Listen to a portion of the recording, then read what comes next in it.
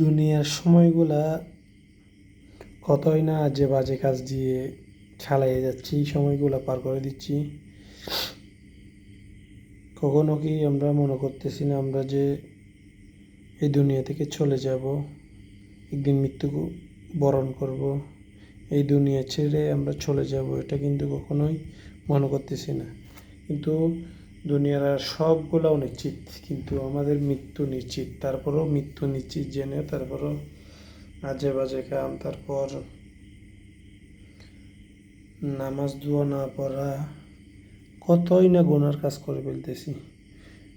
সেজন্য আজকে প্রত্যেক দিন নিয়ত করছি একটি করে হাদিস পড়ব, যেটা আমার আমলনামা হিসেবে থাকবে।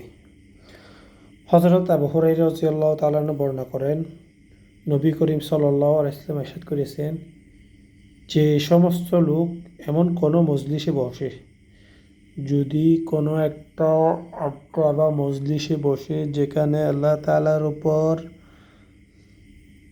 তাআলা জিকির করা না হয় এবং নবী করিম সাল্লাল্লাহু আলাইহি ওয়াসাল্লামের উপর দরুদ পাঠ করা না হয়, তাহলে কিয়ামতের দিন জিকির ও দরুদ শরীফের সব দেখিয়া আফসোস হইবে।